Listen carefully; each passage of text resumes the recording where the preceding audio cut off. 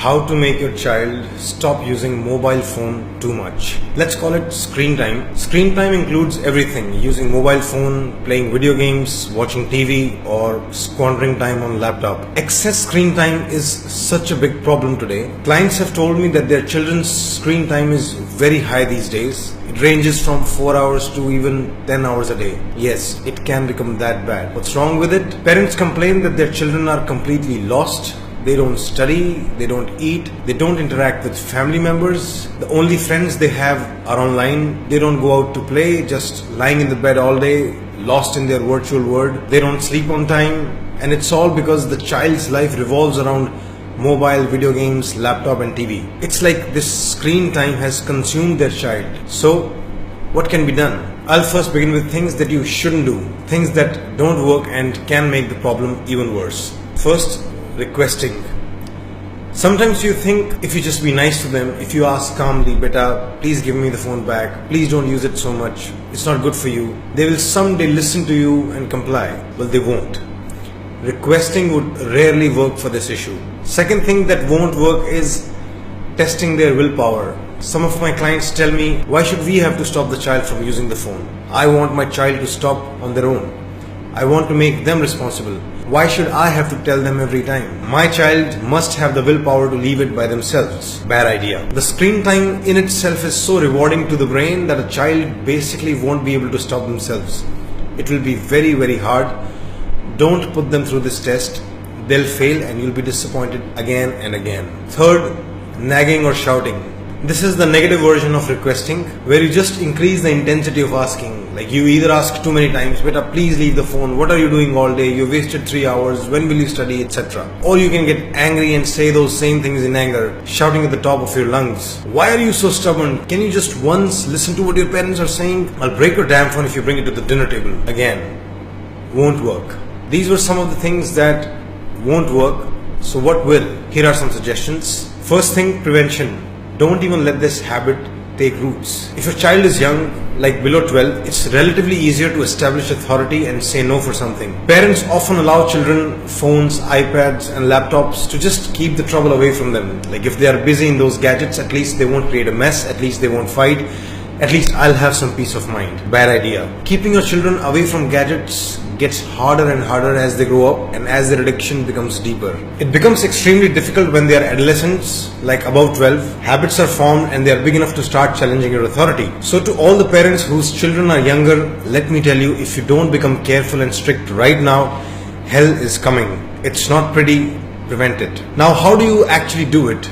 I'll tell you some major techniques that are available. First, clear rule for screen time. Having a clear rule for how much screen time is accepted in the house is very crucial. For younger children, 1 to 2 hours is enough. As the children get older, 2 to 3 hours is enough. That's just a general idea. It will depend on what the child is actually doing in that time. If they are watching good documentaries on Netflix, maybe even 3 hours is okay, but if they are playing video games, even 2 hours is too much. So, taking into account what your child is actually doing, come up with a number, a very specific number of hours which are allowed, and that number must be communicated to the child very clearly and strongly. So if you decide, for example, 2-hour limit of screen time, make it a rule and don't let them break it. Second, clean policing. Probably the most successful technique here is policing, by which I mean using your authority to say no. Think of their screen time like they are bringing stuff from other countries into this country. You are the customs officer. For each product, there is a limit to how much you can bring to this country, and if you cross the limit, customs officer will seize your stuff. No negotiation, no fights, clean, well-established authority and execution of rules. So each parent needs to learn to be a good police, which involves making sure that your well thought out and rational decisions are executed without abuse or violence and with least possible harm. This can be learnt. And when it comes to screen time, this clean policing must be used instead of requesting, nagging or shouting in anger. Third, rational, consistent communication. So you made a rule and you are executing it, but the child doesn't know why. So it's your job to communicate everything rationally and consistently. This is another skill that must be learned. You must learn how to make them understand the reasons behind your decisions. So what are the reasons behind cutting down their screen time? There could be many, like preventing addiction, healthy eyes, avoiding sedentary lifestyle, engaging with real people and real things, etc. And those reasons must be communicated in every manner possible, calmly, strongly, in short, in detail. Even if they disagree with them, you need to keep telling them. Consistency matters. I'll mention one thing: as you introduce clear rules, policing, and even rational communication, you'll get a lot of resistance, a lot of talk back, a lot of tantrums. You must keep going forward and learn how to deal with all the rebellion. You cannot accept defeat. When they resist, it's your turn to learn something.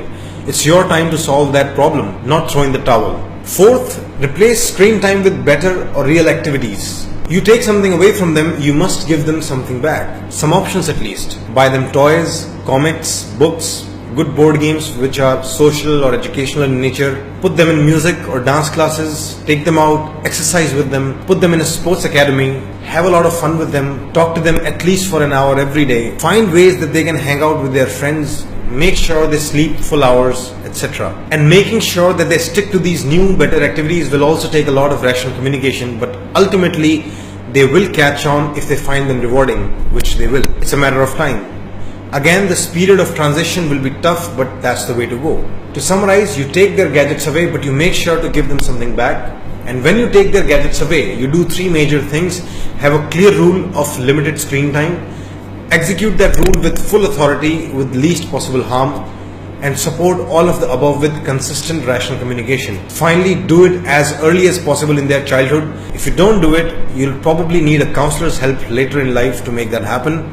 So prevent future hell by acting today. You've been warned. That's it. If you think your son or daughter needs counseling or life coaching, you should book an appointment.